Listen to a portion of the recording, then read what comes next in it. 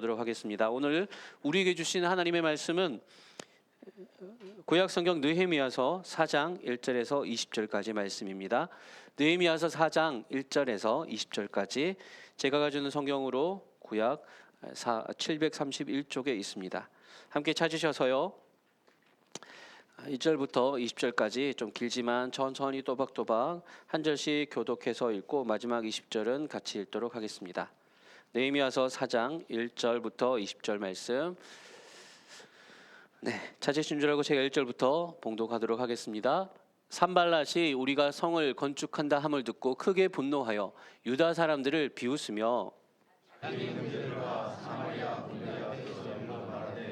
이 미약한 유다 사람들이 하나님이 무엇인가 스스로 경고하게 하려는가 제사를 드리려는가 하루에 일을 마치려는가 불탄 돌을 돈무더기에서 다시 일으키려는가 하고 암몬 사람 도비아는 곁에 있다가 이르되 그들이 건축하는 돌성벽은 여우가 올라가도 곧 무너지리라 하더라.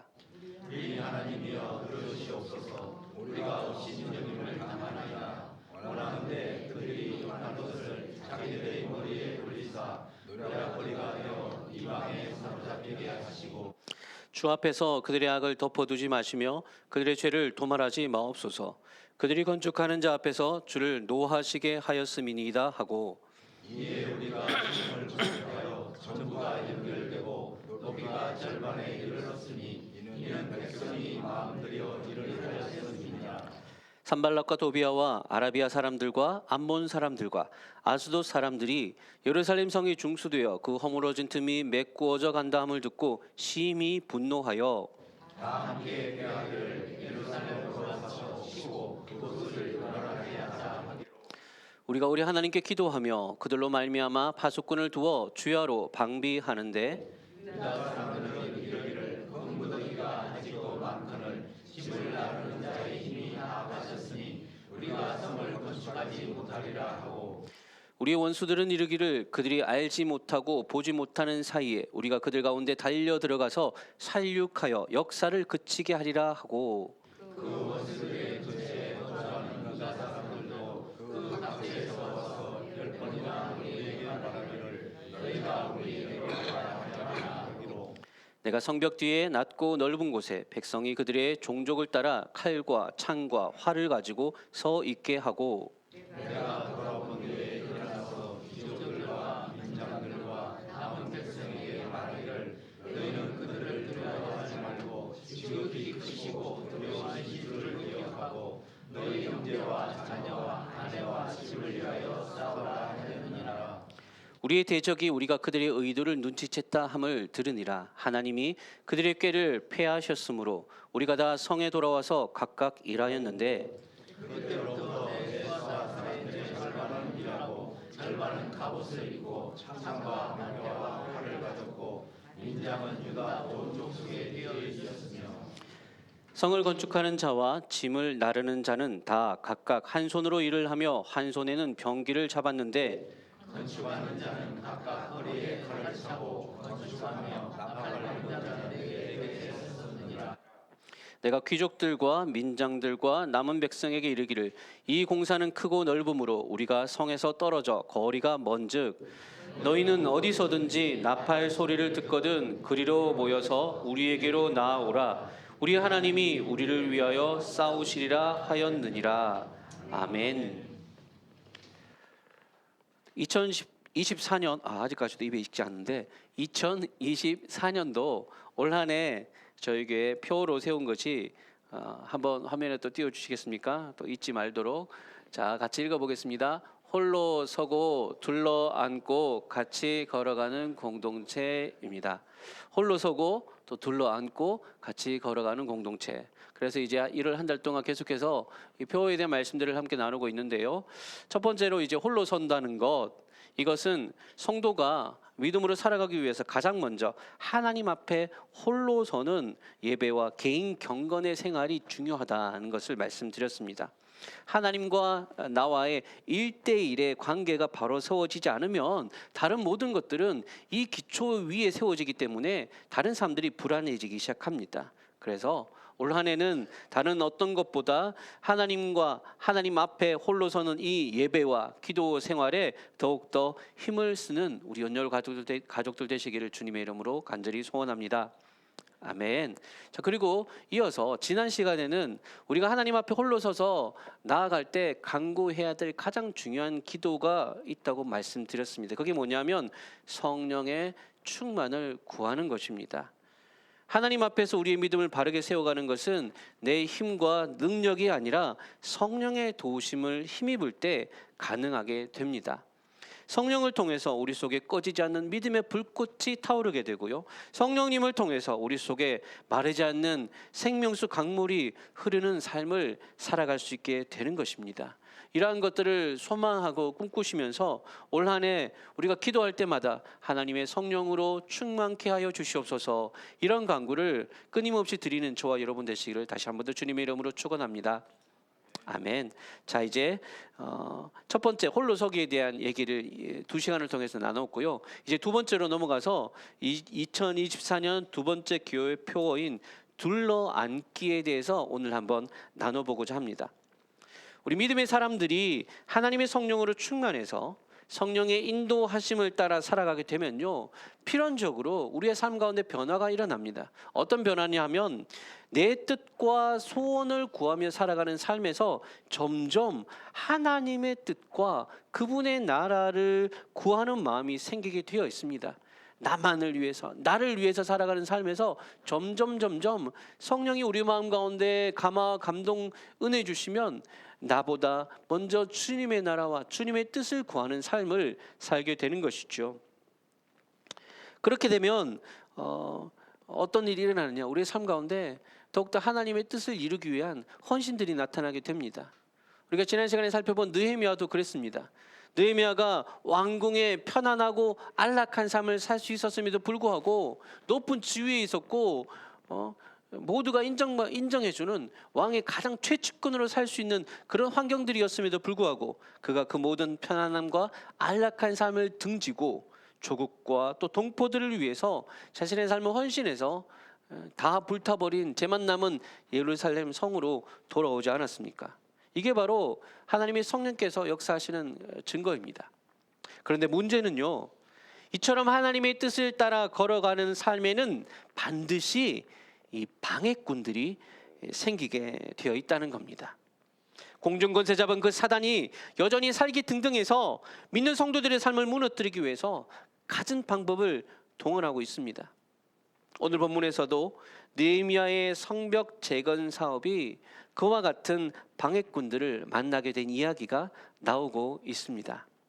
본문 1절부터 3절을 다시 한 번 더 화면에 띄워주시고요, 찬찬히 읽어볼 테니 어떤 사람들이 어떤 식으로 방해했는지 한번 들어보십시오. 산발랏이 우리가 성을 건축한다 함을 듣고 크게 분노하여 유다 사람들을 비웃으며 자기 형제들과 사마리아 군대 앞에서 일러 말하되, 이 미약한 유다 사람들이 하는 일이 무엇인가? 스스로 견고하게 하려는가? 제사를 드리려는가? 하루의 일을 마치려는가? 불탄 돌 흙무더기에서 다시 일으키려는가? 하고 암몬 사람 도비아는 곁에 있다가 이르되, 그들이 건축하는 돌 성벽은 여우가 올라가도 곧 무너지리라 하더라. 자, 여러분, 여기에 두 사람이 나오지요. 산발랏. 먼저 이 산발랏은 당시 사마리아 지역 총독 중에 한 사람이었고요. 또 암몬 사람이라고 하는 이 도비아는 당시 지역의 유지로서 유대인들과도 두루두루 친한 그 동네에 아주 잔뼈가 굵은 인기 유명인이었습니다. 이 두 사람이 자기들이 이제껏 잘 운영해 오던, 그러니까 일종의 뭐라고 할까요? 자기들 나와바리거든요. 여기가 그 지역에서 자기들이 세워놓은 질서, 그러니까 자기들이 편하게 먹고 살도록 이렇게 만들어놨는데 이 질서를 어지럽히는 느헤미야의 등장이 이 둘에게는 처음부터 마땅치가 않았습니다. 그래도 처음에는 어떻게 하는지 보려고 좀 호의를 가지고 도와줄게 이러면서 다가갔지만 몇 번 간을 봤더니 이 느헤미야가 꼼짝도 안 하거든요. 자기 편이 될 생각이 전혀 없습니다. 그러니까 본격적으로 이 느헤미야가 하는 이 예루살렘 성벽 건축 작업에 어깃장을 놓기 시작했던 거죠. 우리가 읽었던 이 4장 1절부터 3절에 보시면 어떻게 그들이 조롱하고 또 비난하고 이게 일종의 오늘날로 치면 여론전, 가짜 뉴스 퍼뜨리는 거거든요. 그렇게 하면서 느헤미야의 사역과 그 성과들을 깎아내리려 했습니다. 그런데도 이제 본문을 읽어보시면 아시겠지만 느헤미야가 꼼짝도 안 하거든요. 오히려 하나님 앞에 나가서 고자질하고 하나님 저렇게 우리를 모욕하는 사람들 절대 가만두지 마십시오라고 그렇게 당당하게 기도해 버립니다. 그러니까 이제 자기들만으로는 안 됐다 싶었는지 이제 주변 이웃 나라들까지 다 불러 모아가지고 총동원해서 무력을 사용하겠다고 충동질하고 윽박지르기 시작했던 거예요. 본문 7절과 8절 말씀에 그렇게 나와 있습니다. 제가 읽어드릴게요. 산발락과 도비아와 아라비아 사람들과 암몬 사람들과 아스도 사람들 많이도 모았어요. 이 사람들이 예루살렘 성이 중수되어 그 허물어진 틈이 맺고 어쟁한 남을 듣고 심히 분노하여 다 함께 꾀하기를 예루살렘에 가서 치고 그곳을 요란하게 하자. 이제 대놓고 이제 협박을 일삼는 거예요. 이러다 보니까 주변 나라들까지 이렇게 들썩이면서 이런 식으로 협박하고 하니까 이제 유다 백성들 안에서도 이제 내부적으로도 그들의 어떤 그 가짜 뉴스 또 협박, 겁박 이런 것 때문에 시르이와 낙담의 분위기가 형성되기 시작합니다. 그리고 또 언제 또 적이 쳐들어온다 하니까 진짜 쳐들어올까 싶어가지고 두려움과 또 불안한 마음에 이렇게 움켜들기 시작한 거예요. 오늘 본문 10절 말씀해 보시면요, 이 유다 백성들이 어떻게 그들 안에 있는 불안함을 표현하고 있는지 본문을 10절을 세 번역으로 이렇게 번역되어 있더라고요. 제가 읽어드릴게요. 그런데 유다 사람들 사이에서 이런 노래가 퍼지고 있었다. 흙더미는 아직도 산더미 같은데 짊어지고 나르다 힘이 다 빠졌으니 우리 힘으로는 이 성벽 다 쌓지 못하리. 이렇게 이게 이제 노래로 불려졌다는 말은 사람들 분위기가 아이고 안 되겠네 이제 이렇게 흘러갔다라는 것입니다. 이렇게 성벽 재건의 과업이 안팎으로 위기를 맞이하게 되었을 때 느헤미야와 백성들은 어떻게 이 위기들을 극복해 나갔을까요? 밖으로도 위협이죠. 안으로도 무리들 안에 부정적이고 비관적인 여론들이 점점 커지기 시작하는 상황이었죠. 이런 때 이 느헤미야와 지도자들 그리고 이스라엘 백성들은 이럴 때일수록 어떻게 했느냐, 함께 뭉쳐서 같이 문제를 해결해 가기 시작합니다. 먼저는 이 위협에 의해서 서로가 약해지지 않도록, 서로의 마음이 약해지지 않도록 서로 힘을 북돋아 주었습니다. 본문 14절 말씀인데요, 우리 이건 같이 한번 읽어볼게요. 느헤미야가 한 말입니다. 함께 읽겠습니다. 시작. 내가 돌아본 후에 일어나서 귀족들과 민장들과 남은 백성에게 말하기를 너희는 그들을 두려워하지 말고 지극히 크시고 두려우신 주를 기억하고 너희 형제와 자녀와 아내와 집을 위하여 싸우라 하였느니라. 아멘. 앞서서 유다 백성들은 안 된다, 못한다 막 이러고 있을 때 느헤미야가 귀족들을 또 민장들, 백성의 지도자들 또 남은 백성들 다 모아가지고 한번 힘을 내보자. 그들을 두려워할 필요가 없다. 하나님이 우리를 위해 싸우신다. 같이 힘써보자. 서로 힘을 북돋아 준 것이죠. 그리고 또 이 실제적으로는 어떻게 했냐면 성벽 쌓는 일을 하면서도 교대로 적의 침입에 혹시라도 모를 침입에 대비해서 병기를 잡고 칼과 활과 창을 들고 한 무리는 공사를 하고 또 다른 무리는 그들을 보호하고 지키고자 옆에서 군인처럼 싸울 준비를 하고 그렇게 일을 했습니다. 그리고 또 지역이 성을 쌓는 게 이렇게 옆으로 퍼져서 이렇게 넓게 지역이 펼쳐져 있잖아요.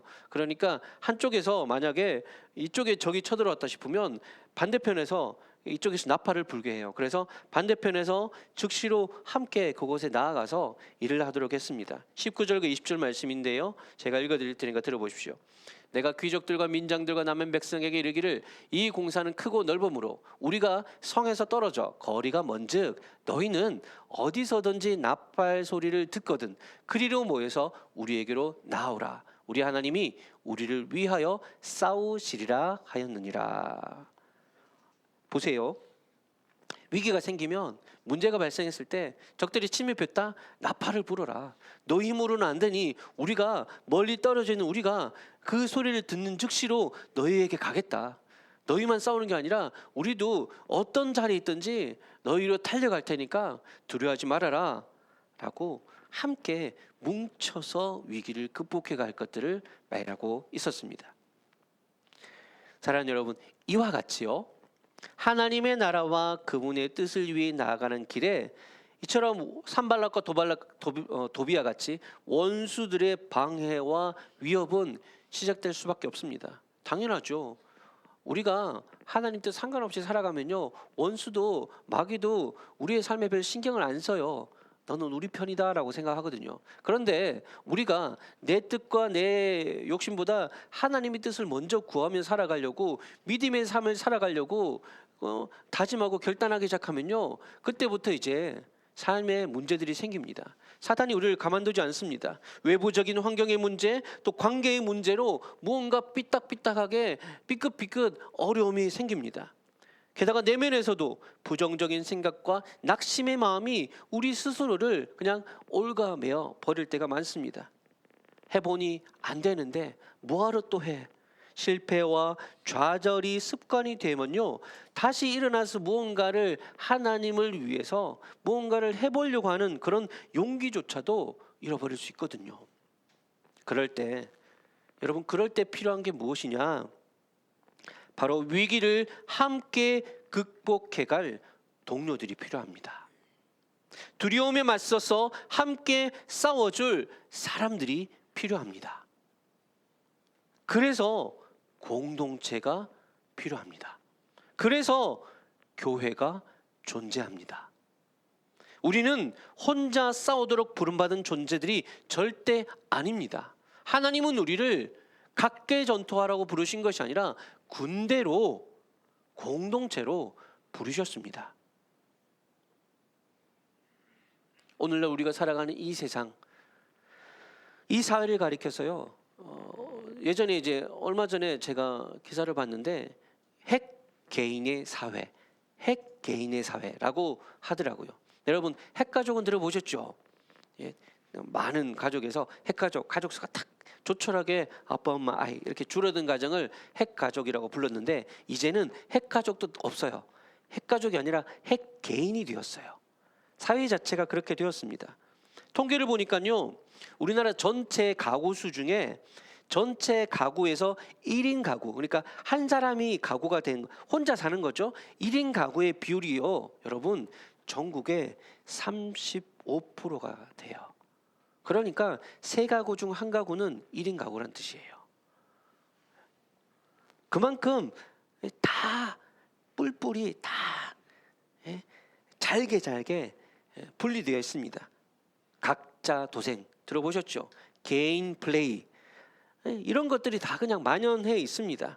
그러다 보니까 함께 모여 교회로 모이고 공동체를 이루자는 이 구호는 그냥 옛날 말이 되어버린 것 같습니다. 게다가 어느 날 교회 때문에 오히려 교회로 모였더니 교회 안에서 상처받고 교회 안에서 오히려 더 믿음이 꺾여가지고 교회를 떠난 사람들, 어디 누가 물어보면 종교 뭡니까? 라고 물어보면 기독교인입니다 라고 말은 하는데 교회는 안 나가는 사람들, 그런 사람들을 가리키는 신조어가 생겼죠. 가나안 성도라고. 안 나가 거꾸로가 가나안이거든요. 가나안 성도들은요, 교회를 안 나가요. 그냥 혼자서 개인적으로 그냥 유튜브 보고 혼자서 그렇게 신앙생활 하는 사람들을 가나안 성도라고 부릅니다. 여러분, 이런 게 뭐냐면, 모르겠어요. 다른 사람들이 뭐 모르겠고 그냥 어떻게든 그냥 나 한 사람이라도, 나만이라도 하나님 잘 믿고 신앙 지켜가면 뭐 그거면 되는 거 아니겠습니까? 라는 생각들을 하고 있는 것이지요. 교회는 늘 권위적이었고 또 고리타분했고 맨날 헌신만, 희생만 강요하고 나를 힘들게 할 뿐이지 어렵게 하는 사람들만 가득 모여 있는 곳이지, 차라리 교회에서 힘들고 상처받는 것보다는 나 혼자 신앙생활 하는 게 그냥 더 낫겠지요 라고 그렇게 얘기하는 사람들도 있습니다.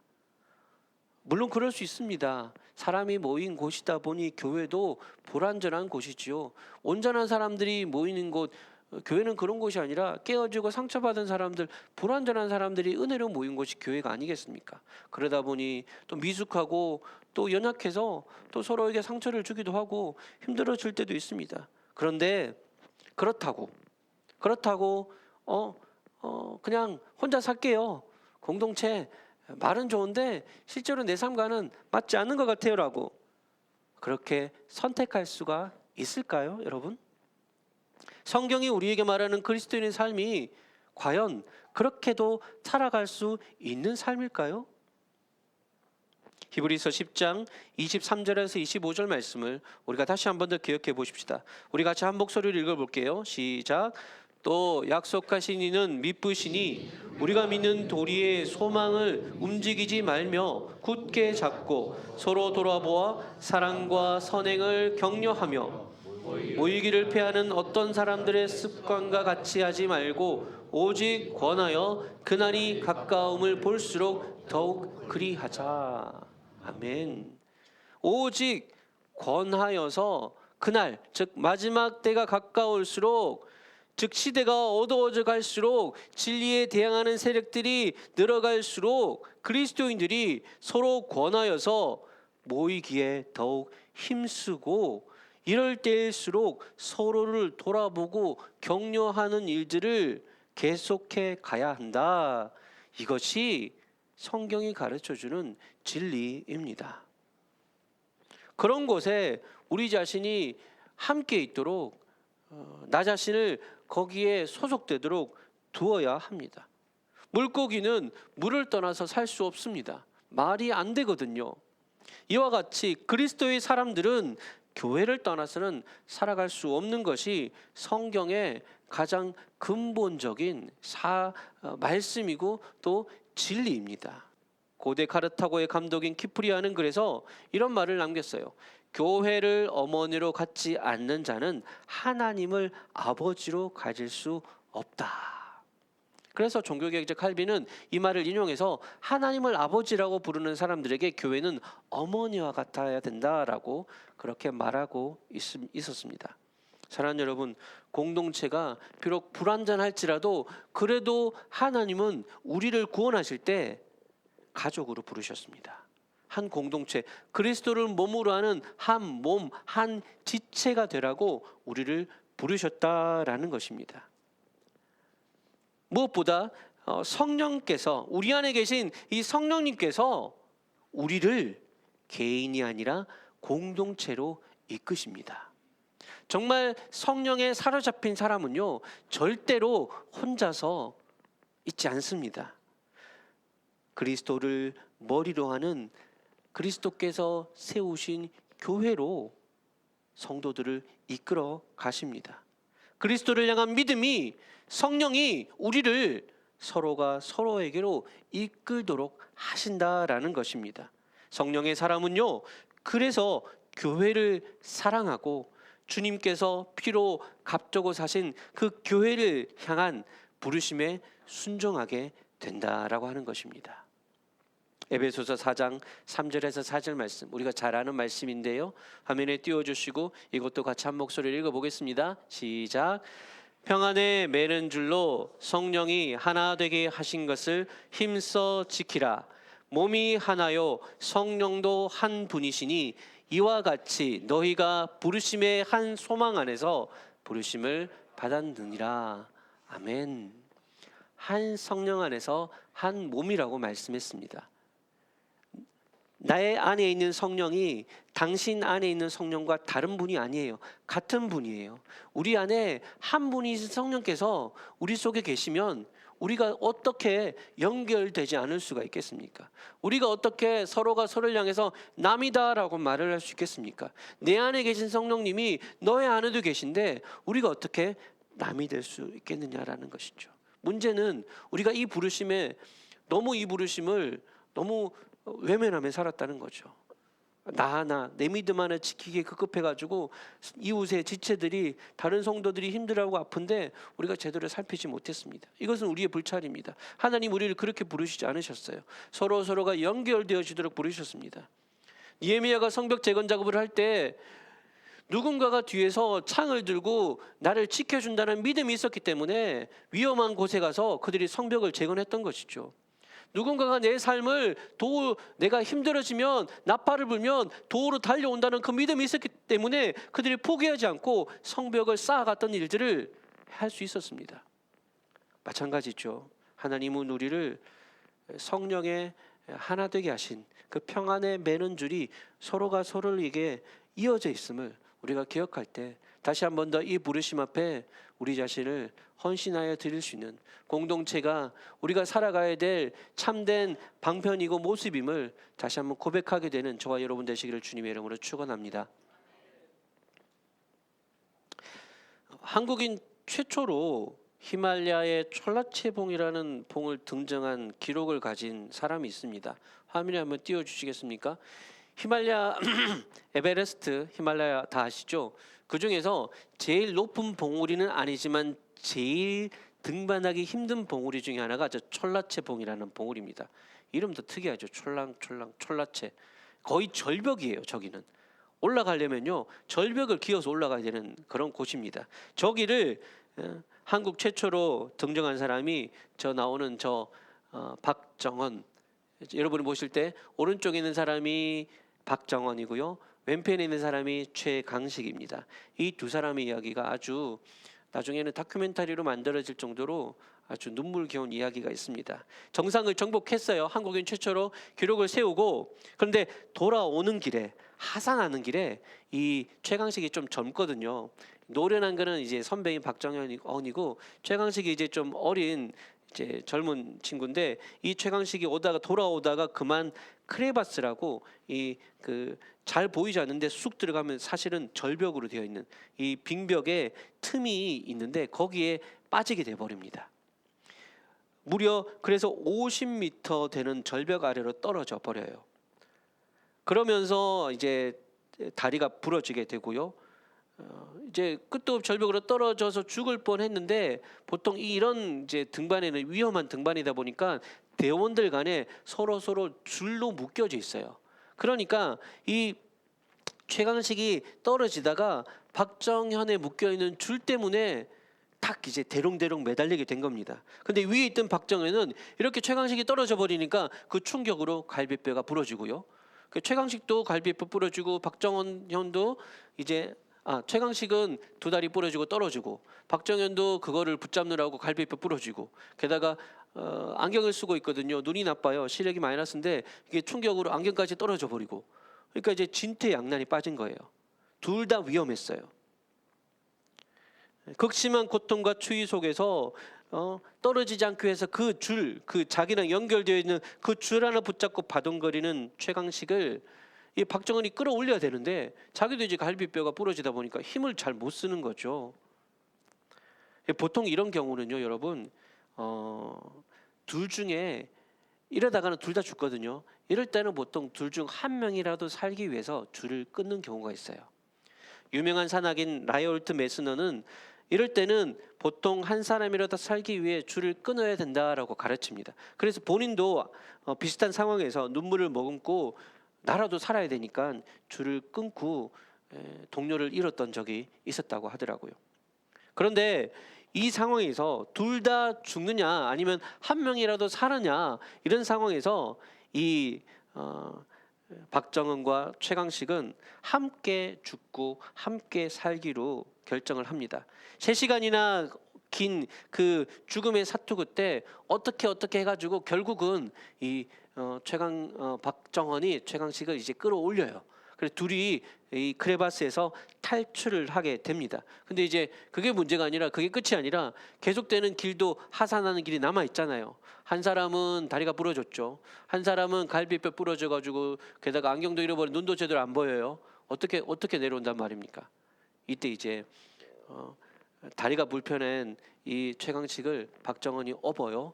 그리고 눈이 안 보이는 박정원은 최강식이 형님 여기에요 저기에요 가르치기 시작하고 결국 둘이 서로를 연결된 그 줄을 한 번도 풀지 않고 끝까지 서로를 살려내고자 해서 마지막에 결국은 살아나게 됩니다. 그래서 이 이야기가 다큐멘터리까지 만들어졌어요. 그때 그 추위 때문에 저 사진을 보시면요, 이 손가락이 없어요. 동상으로 손을 다 잘라야 될 만큼. 목숨은 건졌지만 그만큼 큰 희생이 따를 정도로 힘든 그런 순간을 맞이했었던 거죠. 이 사건을 가리켜서 누군가가 이렇게 얘기했습니다. 두 사람 사이에는 물리적인 줄도 있었지만 그것보다도 더 튼튼한 사랑의 줄이 있었다. 서로를 잃지 않으려고, 끝까지 포기하지 않으려고 줄을 잘라버릴 수도 있어. 내가 살려면 줄을 잘라야 되는데 같이 살자고 끝까지 죽을 힘을 무릅쓰고 서로를 건져낸. 그래서 지금 둘이 저렇게 이제 되었지만 둘이 잘 살고 있다고 합니다. 사랑하는 여러분, 이와 같이 저 두 사람 사이에 살려주는 그 끈이 연결되어 있었던 것처럼 하나님과 우리 사이에도 보이지 않는 줄, 죽음도 끊을 수 없는 사랑의 줄로 묶여져 있는 줄을 믿으시기 바랍니다. 로마서 8장 35절에 누가 우리를 그리스도의 사랑에서 끊으리요 라고 했잖아요. 그리스도의 사랑이 우리가 아무리 엉망진창이고 망가지고 깨어지고 다 박살날지라도 하나님은 우리를 포기하지 않으십니다. 그 사랑으로 우리를 붙잡아 주시는 거죠. 게다가 이 끈이 또 하나가 더 있습니다. 어떤 끈이냐면 성도 간의 성령으로 연결되어준 사랑의 줄입니다. 성령께서 우리를 사랑으로 묶으셨습니다. 평안에 매는 줄로 우리를 서로가 서로에게 이어져 있도록 묶으셨습니다. 에베소서 4장 3절에 평안에 매는 줄로 성령이 하나 되게 하신 것을 힘써 지키라라고 했잖아요. 두 개의 줄이 있습니다. 우리의 삶에 두 개의 줄이 있어요. 하나님과 연결된 사랑의 줄, 그리고 성도 간에 성령께서 연결시켜준 그 사랑의 줄이 있습니다. 이 두 개의 줄이 우리의 삶에 있어서 생명줄이 되는 줄을 믿으시기 바랍니다.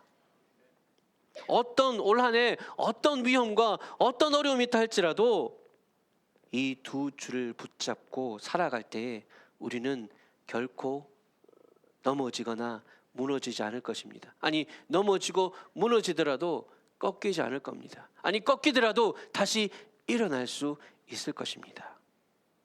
올 한 해 주님의 사랑의 줄을 붙잡고 또 함께 공동체로 모여서 성도 간에 서로가 서로에게 사랑의 줄로 지탱해주고 붙들어주는 아름다운 공동체 세워가시는 모든 은열 가족들 되시기를 주님의 이름으로 축원합니다. 아멘. 말씀을 이제 마무리하겠습니다.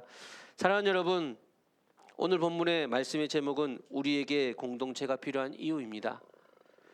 우리에게 공동체가 필요한 이유를 여러분 아시겠습니까? 한 성령 안에서 함께 연결되고 사랑의 교제를 나누며 서로를 격려하고 세워주는 우리가 필요합니다. 둘러앉아 서로를 바라보며 오손도손 이야기꽃을 피울 줄 아는 우리가 필요합니다. 서로에게 귀 기울여 줄 줄 알고 아픔에 함께 울어주고 기쁠 때 함께 웃어줄 수 있는 우리가 필요합니다. 어둠의 권세 잡은 원수의 불화살을 함께 막아줄 방패 같은 우리가 필요합니다. 내가 무너지면 나를 위해 대신 믿음의 싸움을 싸워줄 우리, 바로 그런 우리가 우리에게는 필요합니다. 이것이 2024년도 은열교회 두 번째 표인 둘러 안고의 의미입니다. 예배 마치고 서로 둘러 앉아서 함께 밥도 먹고 삶도 나누고 기도 제목도 나누는 소그룹이 좀 더 활성화되기를 소원합니다. 뭔가 대단한 일을 하는 것보다 그래도 일주일에 한 번이라도 함께 만나서 작은 나눔일지라도 서로가 의지가 되어지고 어려움이 있을 때 기도 부탁을 할 수 있고, 그래서 제가 중보기도함을 그렇게 만든 것이 바로 이 이유입니다.